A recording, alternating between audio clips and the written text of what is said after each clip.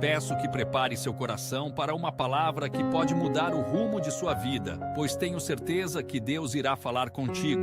Fique até o fim e não se esqueça de comentar sobre a mensagem. Deixa seu like e compartilhe.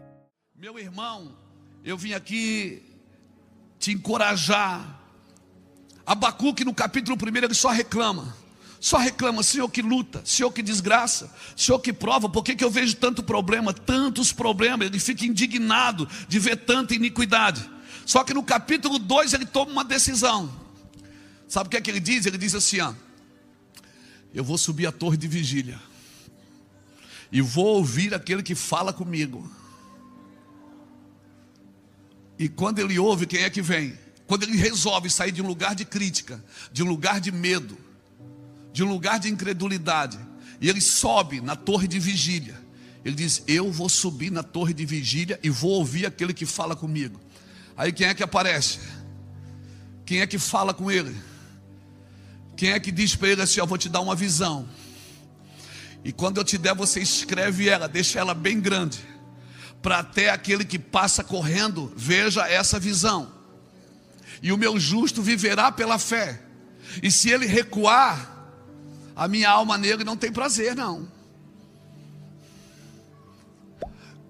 Deus não pode dar visão para quem só reclama.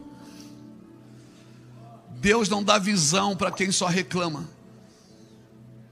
A murmuração é inimiga da gratidão, irmãos. Uma pessoa que só reclama da vida, que só vê problema em tudo, que não vê facilidade em nada, Deus não pode dar uma visão. Deus não tem negócio com isso. Quando Abacuque toma uma decisão, toma uma posição e diz, sabe o que eu vou fazer? Eu vou subir na torre de vigília e eu vou ver aquele que fala comigo. Por-me-ei a minha torre de vigília, colocar-me-ei sobre esta fortaleza, vigiarei para ver o que Deus me dirá e que resposta eu terei da minha queixa. O Senhor me respondeu, disse, escreve a visão. O Senhor estava esperando uma posição dele. A hora que Abacuque se posicionou, Deus disse, eu tenho algo para te dar, mas não podia te dar naquela condição. Eu estava esperando você mudar sua cabeça, você mudar sua mente, porque tem gente, irmão, que já entregou o coração para Jesus, mas ainda entregou a cabeça para o diabo. Deus tem posse do seu coração, mas Paulo diz em Colossenses capítulo 3, versículo 2, pensai nas coisas que são do alto, porque os pensamentos dão início às suas ações. Não adianta eu dar o coração para Jesus e a mente não, porque Deus quer sincronizar esse 45 centímetros, esse côvado entre o coração e a mente. Quando eles estão sincronizados, você pensa nas coisas do alto, e você pensando nas coisas do alto, as suas ações vão ser a partir das coisas do alto. Aí você vai fazer morrer a sua natureza terrena. Aleluia! E aí, meu Deus, você vai se tornar imparável, meu filho. Imparável. Quando o Abacuque toma uma posição, ele diz, eu vou à torre de vigia, eu quero ouvir, para ver o que Deus fala sobre a minha queixa. E Deus disse, agora tá bom, agora escreve uma visão que eu vou te dar. Escreve a visão. E tem uma coisa, a visão ainda está para cumprir no tempo determinado, mas se apressa para o fim, não falhará.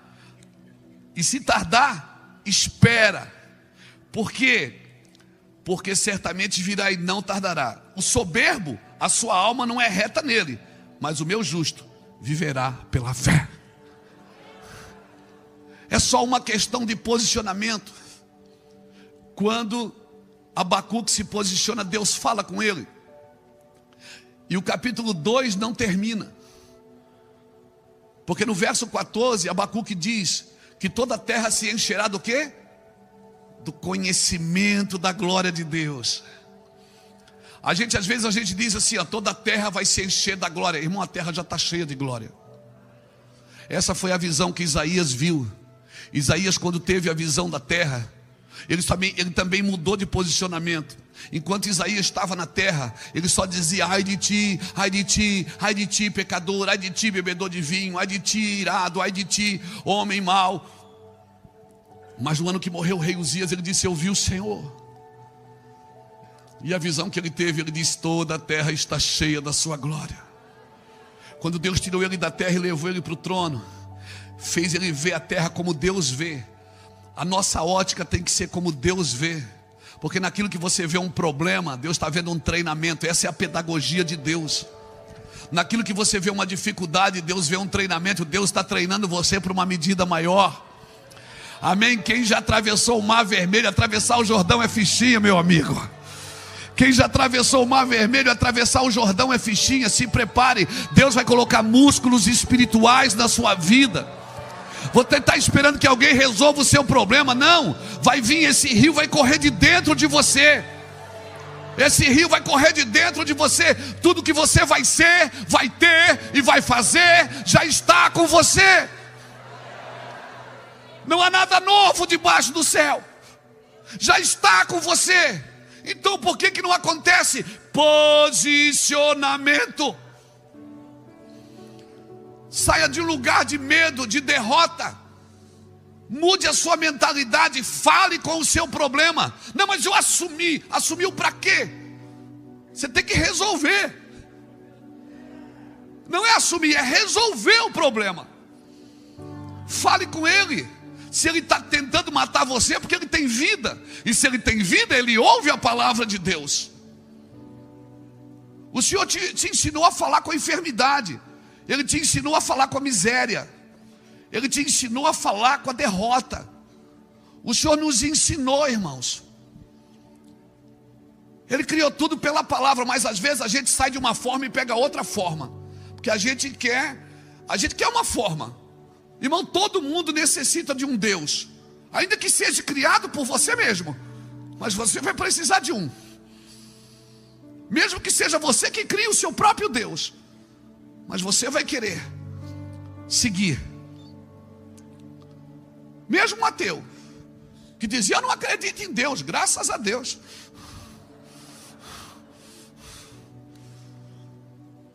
Deus criou tudo pela palavra. Deus disse: haja luz e hageu. E houve. Deus disse: haja luz e houve. Houve luz quando? No primeiro dia. E Deus só fez o sol no quarto dia. E já havia luz no primeiro. E eu pergunto para você: o que ilumina o dia? É o sol ou é a palavra? É o sol ou é a palavra? Se já havia luz no primeiro dia, o sol ele só fez no quarto. E eu te pergunto: o que ilumina o seu dia é o sol ou é a palavra de Deus? É a palavra de Deus. A palavra de Deus tem poder de trazer forma para aquilo que está vazio, para aquilo que está sem forma e vazio. A terra era sem forma e vazia. E Deus disse: haja luz e houve luz. Às vezes nós estamos sem forma e vazio. A gente fica procurando uma forma para se adequar a ela. Não, fica vazio, fica sem forma. Porque acaba que você procura uma forma e você não entra em forma, você fica deformado. Você tem que ficar vazio. Quando Deus diz assim: João, eu vou te encher, sabe o que vai acontecer primeiro? Ele vai te esvaziar. A pedagogia de Deus é sempre diferente daquilo que Ele está dizendo. O treinamento é diferente. Amém, irmãos? Amém? Às vezes eu vou na academia com o Charles. O Charles gosta de levantar peso e eu vou lá com ele. Aí eu me atrevo a pagar 6 meses, irmãos. E ele está lá, levanta 60 quilos em cada braço. E eu pego 4. Aí daqui a pouco eu me atrevo, pego 10. Ele diz: pastor, vai devagar. Eu disse: rapaz, se liga, mano. Estou pagando. E estou lá, e paguei. E aí, vamos embora? Não, é cedo. Vamos fazer perna hoje? Perna. Vamos fazer perna. Amanhã nós vamos fazer peito. Depois nós vamos fazer costa. E vamos. 4 dias depois, irmão, eu tô que nem o Robocop. Aí eu me lembro que eu já paguei 6 meses.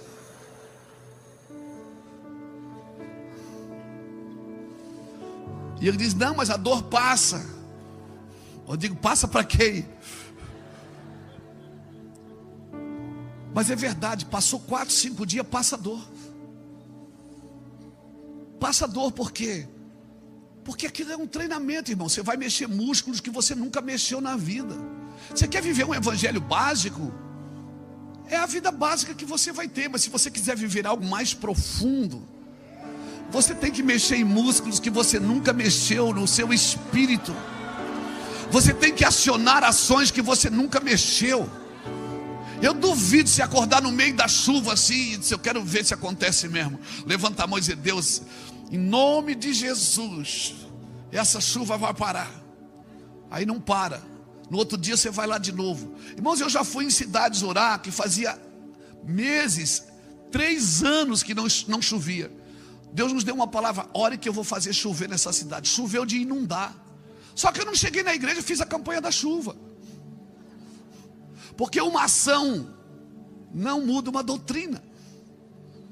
Às vezes, eu estava em Portugal uma vez, alguém pediu oração, disse, pastor, a minha patroa, ela tem câncer. Se eu não ora por ela, eu disse, onde é que ela está? Não, ela não gosta de crente não. O senhor não orava aqui representando eu? Eu digo, ora, peguei meu lenço do bolso, peguei um óleo que tinha, enchi o lenço de óleo e disse, ó, leva para ela, dá para ela, disse para ela botar em cima da enfermidade. Ela tinha feito uma cirurgia, o médico abriu e fechou, não deu nada. Irmãos, depois ela contou esse testemunho. A moça conseguiu chegar, uma mulher muito rica. Ela quase não tinha acesso na casa, porque casa que tinha governante, tinha governanta, tinha um monte de gente. Ela deu para alguém levar o lenço para a mulher. A mulher, depois contando o testemunho, ela disse que botou em cima daqueles pontos e o quarto ficou todo azul. E eu tenho um mistério com o negócio, com azul, né? E ela rezou um Pai Nosso e uma Ave Maria. Porque quando Jesus quer fazer, até Maria vai de carona, irmão. E ela disse que começou a sair coisas de dentro dela, daqueles pontos começaram a sair coisas de dentro dela.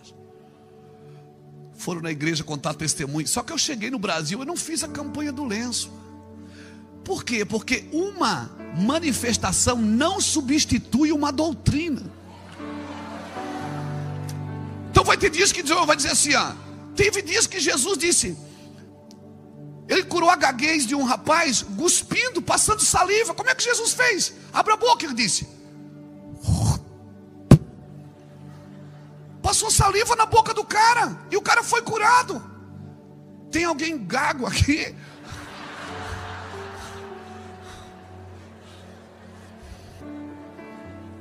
Faz isso hoje. Amanhã nós estamos lá no negócio. Faz isso hoje. Um dia eu estou numa igreja, o Senhor falou, dá um soco na barriga desse cara. Eu olhei para o cara, 2 metros de altura, e disse, eu não. Irmão, eu fiz assim, receba.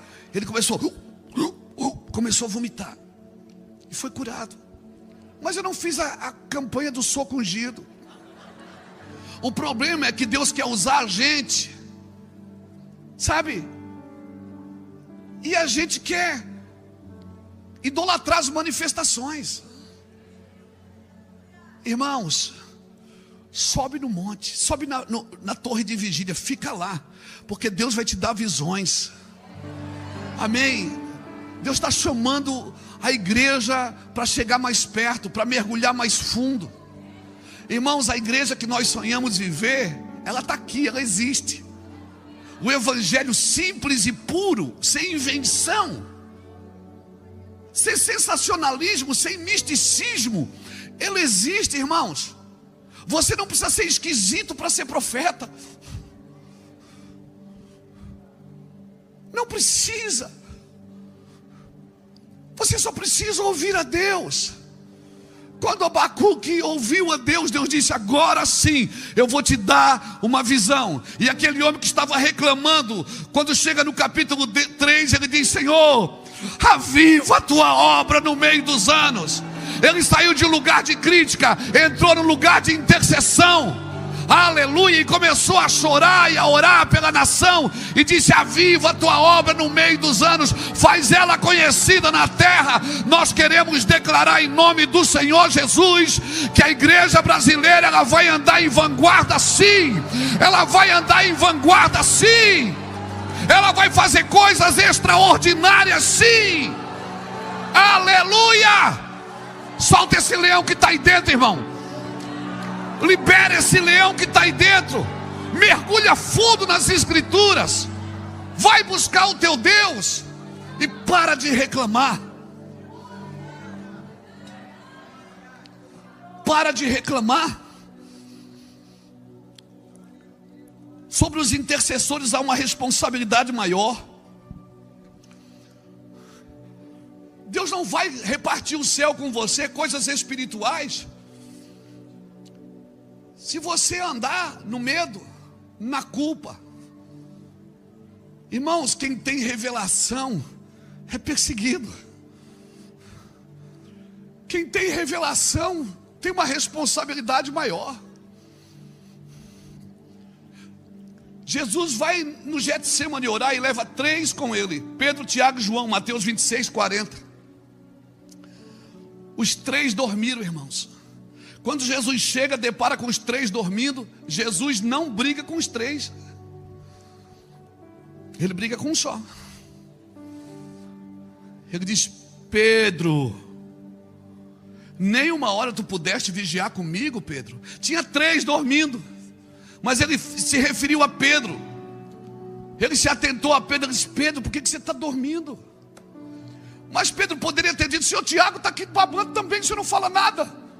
O João está aqui, o senhor não fala nada. Mas eles não tinham tido uma revelação de quem era Jesus. Quando Jesus perguntou: que dizem as pessoas ser o filho do homem? Pedro disse: eu sei, tu és o Cristo. Ah, meu Deus, tu és o Cristo, o filho do Deus vivo. E ele disse: tu és Pedro. Porque quando você descobre quem ele é, você descobre quem você é também. Aleluia. Ele disse: eu sei quem tu é o Cristo. Até aí tudo bem, porque ele já esperava o Cristo, o Messias. Mas quando ele disse: tu és filho do Deus vivo, o judeu não acredita que Deus tem filho, irmãos. E se você olhar nas escrituras, você vai saber que Jesus morreu porque se fez filho de Deus em João. A Bíblia fala no Evangelho segundo escreveu João, quando Anás e Caifás foram falar com Pilatos, eles disseram: ele tem que morrer porque ele se fez filho de Deus. Pedro disse: tu és o Cristo, o filho do Deus vivo. Ele disse: Pedro, não foi carne nem sangue quem te revelou, mas foi o meu Pai. O meu Pai, porque tem revelação, irmão. Tem coisas que ninguém vai te dizer. Você não vai aprender numa sala de aula, você não vai aprender no discipulado. Tem coisas que é Deus que vai vir com tudo, vai abrir você por dentro. Pastor, mas o caminho é estreito. Irmão, quanto mais o caminho é estreito aqui fora, mais você expande por dentro. Então se prepare. Ele disse: tu és o Cristo. Ele disse: tu és Pedro, e sobre esta pedra eu edificarei a minha igreja, e eu te darei uma chave, e o que tu ligares no céu terá sido, o que tu ligares na terra terá sido ligado no céu. Vai vendo o progresso disso. Revelação, diga comigo: revelação gera identidade. Diga: gera identidade. Porque ele disse: tu és o Cristo, o filho do Deus vivo. Jesus disse: tu és Pedro.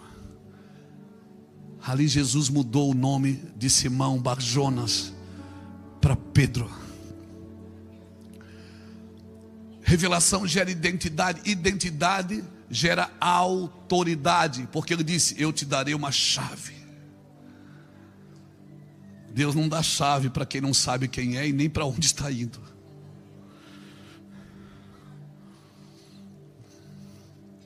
Irmão, anda na unção do enviado, não do fugitivo. Anda na unção do enviado, porque quem é enviado vai na unção de quem enviou. Aleluia. Revelação gera identidade, identidade gera autoridade. Autoridade gera o quê? Serviço. Porque não tem coisa pior que pode acontecer na vida de um homem, é ele ter sucesso numa coisa que Deus não aprova.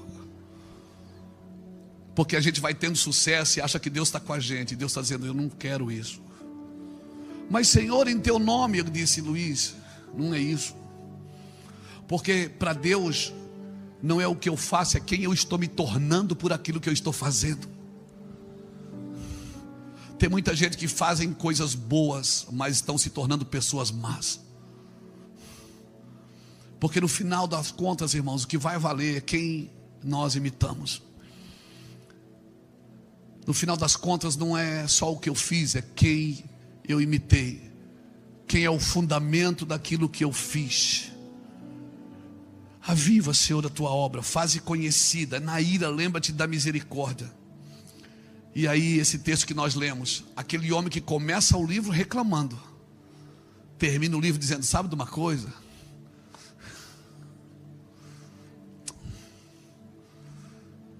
No começo do livro ele está dizendo assim, por que eu estou vendo tanta iniquidade? Por que eu só vejo problema? Por que eu só vejo isso? Por que eu só vejo aquilo?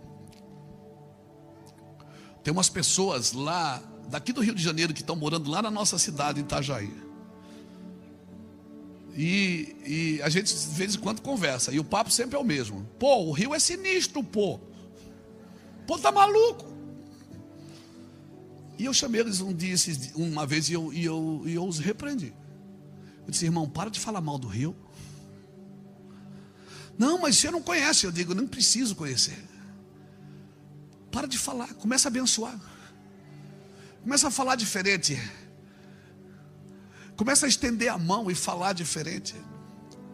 Porque se em Sodoma tivesse uma igreja com 10 justos,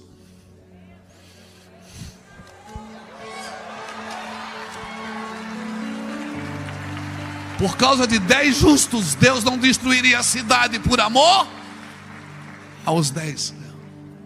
Então o que destrói uma cidade, o que destrói uma comunidade, não é a presença do ímpio, é a ausência do justo. Começa a pisar e dizer, é meu. Isso aqui é meu. É meu, isso é meu, isso é meu. Isso é do Senhor. O Senhor Jesus é o Senhor do Rio de Janeiro. Jesus é o Senhor do Brasil. Aleluia, não importa. Jesus é o Senhor do Brasil. É o Senhor do Brasil. E eu sou servo do Senhor do Brasil. Eu sou servo do dono de todas as coisas, do Criador de todas as coisas. Ei, por isso eu sou mais eu. Aleluia, comece a mudar ao seu redor com a sua boca. Ah, mas a fé vem pelo ouvir. Quando você ouve, você é transformado. Mas quando você fala, você transforma tudo ao seu redor. Comece a estender a mão e dizer, esse cara vai ser de Deus. Esse homem é de Deus. Essa mulher vai ser de Deus. Aleluia. Aleluia. Aquele filho que está preso é ungido, ele é ungido do Senhor. Ele vai sair de lá e ele vai ser missionário. Comece a declarar, porque você não é movido pelas circunstâncias. Até porque o evangelho não é para livrar você do sofrimento presente, é para livrar você do sofrimento eterno. A pedagogia de Deus é sofrimento. Então não é mais tempo de cada um ter sua visão, querido. O cardápio agora é a moda da casa. Amém? O cardápio agora é a moda da casa. Não é mais você que escolhe comer. Eu sonho, irmãos, com um evangelho simples, prático. E o evangelho é tão simples que pessoas têm que deixar ele místico para que ele seja aceito. Você não tem que mistificar o evangelho para as pessoas aceitarem, irmãos. Tem que ser tão simples que a pessoa vai dizer, é só isso? É. Tem gente que para na minha frente, ora por mim, eu quero ser curado. Eu pego na mão e digo, fique curado, em nome de Jesus. E saio. A pessoa, já deu, pastor? Já. Jesus passava tempo, era com Deus, não era com o diabo. O diabo não deixava nem falar. Jesus passava tempo era com Deus. Jesus ficava tempo com Deus. Orava de madrugada, trabalhava o dia inteiro. E alguém perguntou: ele não dormia não? Dormia na tempestade.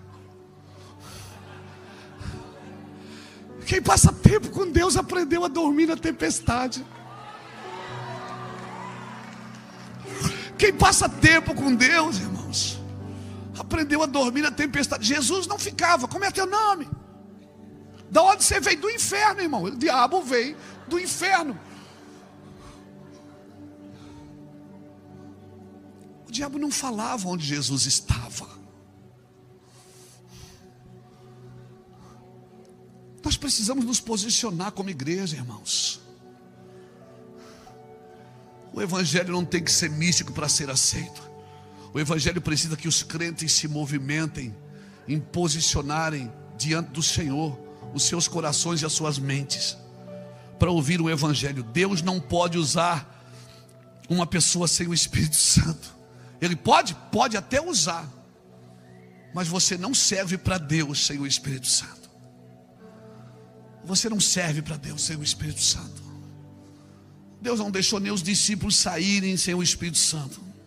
Então eu vou falar uma coisa para você: quanto mais eu escuto que o mundo maligno está debaixo da ação do maligno, quanto mais eu percebo o aumento da iniquidade, quanto mais eu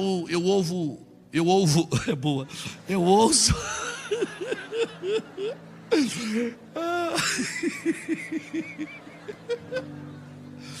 tenha paciência comigo, tá? Estou chapado aqui.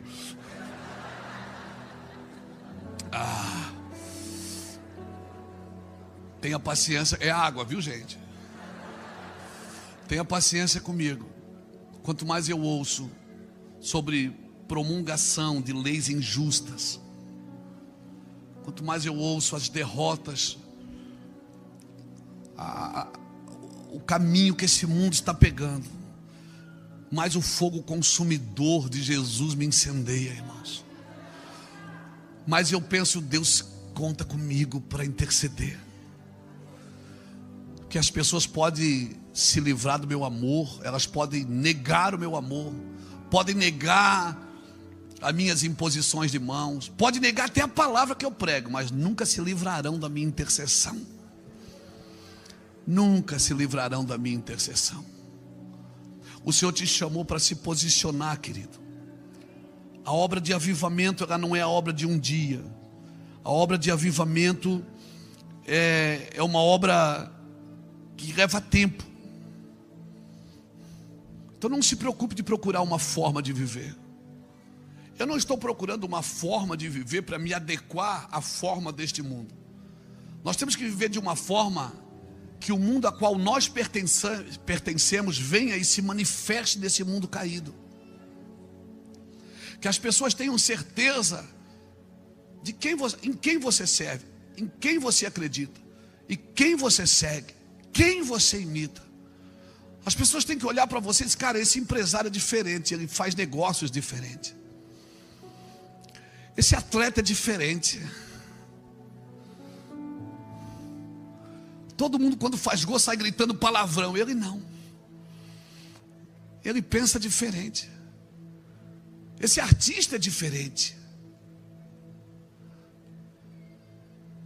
Deus quer colocar graça na sua vida e nos seus movimentos, para que a gente o represente, para que quem olhe para a gente pense: cara, esse cara segue a Jesus. Esse homem, essa mulher serve a Jesus. Nós somos imitadores de Cristo, irmãos. Nós somos chamados para fazer a diferença numa geração caída. O mundo não vai mudar, irmãos. O mundo não vai mudar. Mas os amigos de Jesus vão ficar maiores e melhores. A igreja vai crescer. Jesus não precisa de quem não tem o Espírito Santo. Avivamento para mim é a soberania de Deus sendo estabelecida e a responsabilidade dos homens sendo manifestada. Isso é um avivamento. Não é animação. Porque amanhã é segunda-feira, o seu relógio vai despertar cedo para você ir para o trabalho. E você tem que estar tão avivado e tão direcionado como você está aqui hoje. Tão atento, atraindo uma cultura do céu, atraindo uma vida do céu. O avivamento é um contra-ataque de Deus, irmãos. Por isso ele precisa estar alinhado com o céu.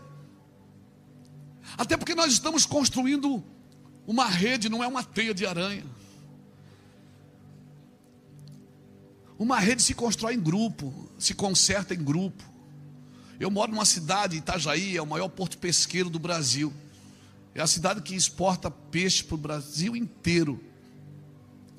E eu moro bem de frente na saída da barra, entre o rio e o mar. E ali, se acordar bem cedo, você vê os barcos saindo para pescar, barcos chegando, navios chegando.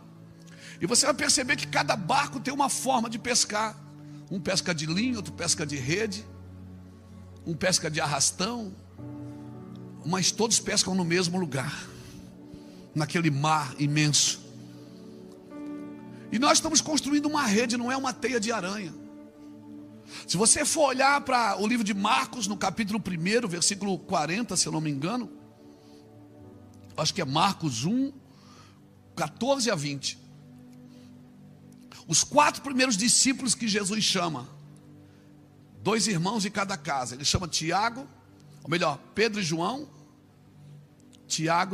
Pedro e André, Tiago e João. E a Bíblia diz que os 2 primeiros que eles chamam, que é Pedro e André, eles lançavam as redes porque eles eram pescadores. Indo um pouco mais adiante, ele encontra Tiago e João, filhos de Zebedeu, com seu pai no barco, que eles estavam consertando a rede. Então você vai perceber que os 4 primeiros discípulos que Jesus chama, 2 lançavam a rede e 2 consertavam a rede. Qual é a diferença de quem lança e de quem conserta? É porque quem lança, o pai não precisa estar junto. Mas quem conserta a rede, Zebedeu estava no barco, ajudando, ensinando a dar os pontos. E a Bíblia diz que Jesus passou e disse: segue-me.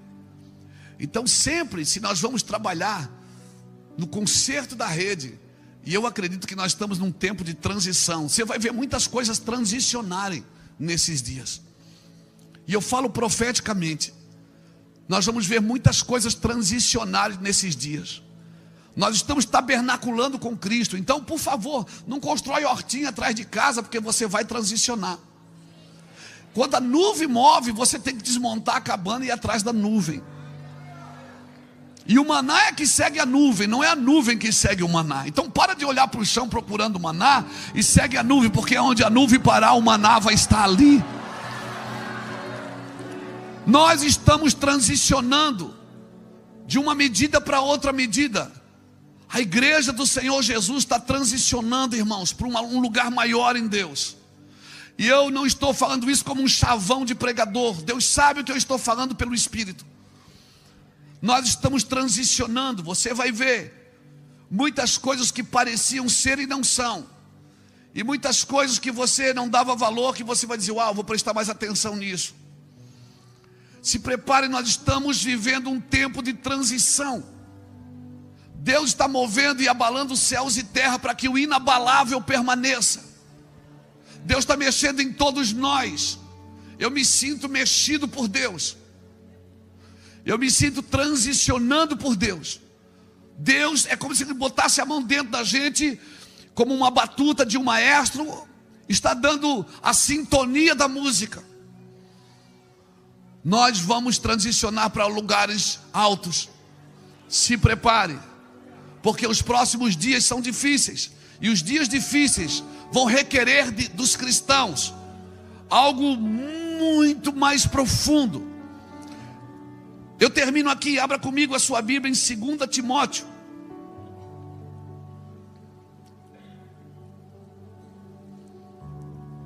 É depois de 1 Timóteo.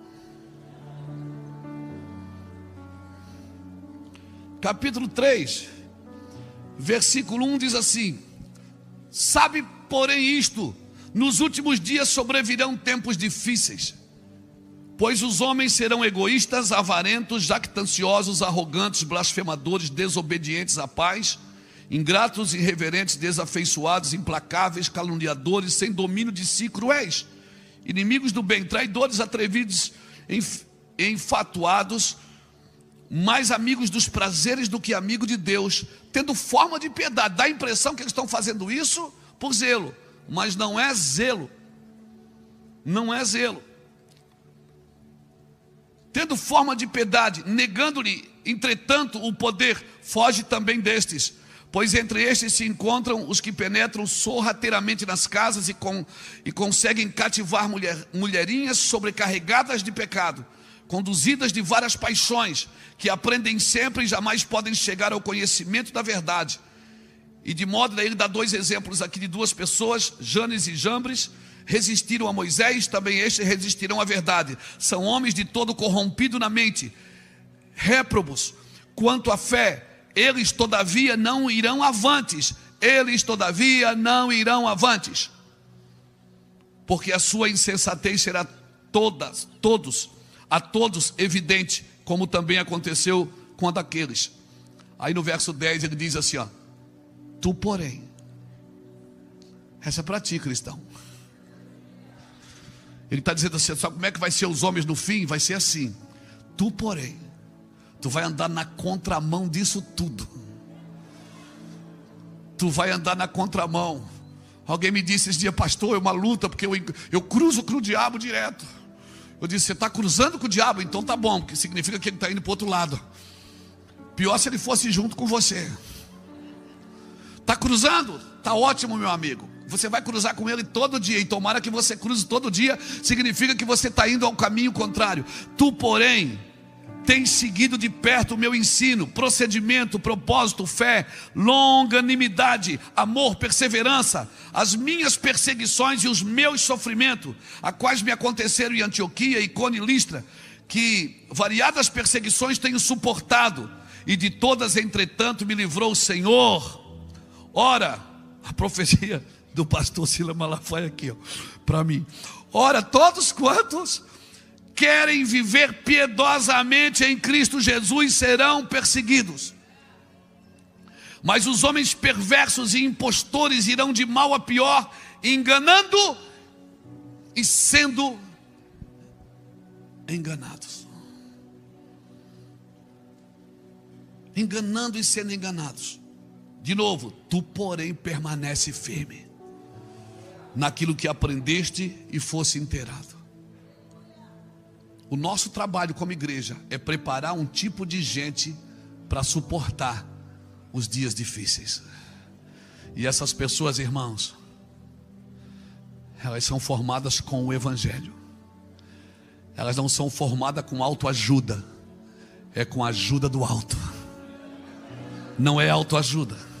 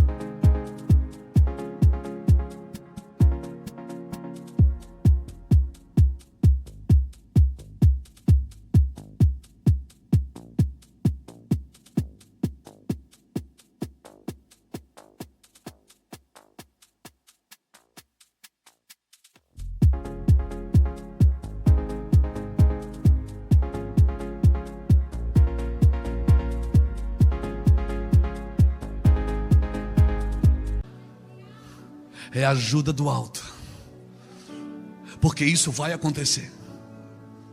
Se quando passares pelo fogo, não te queimarás. Quando passares pelos rios, não te afogarás. Os mares não te submergirão, porque eu sou contigo para te guardar. O Senhor não está dizendo talvez você passe, talvez você não passe. Ele está dizendo você vai passar. Então se prepare, porque você vai passar. Mas o Senhor é contigo para te guardar. A paz do Senhor, meus irmãos. Gostou da mensagem? Deixa seu like e compartilhe. Veja outras pregações que preparei para você. É só clicar no link e Deus o abençoe.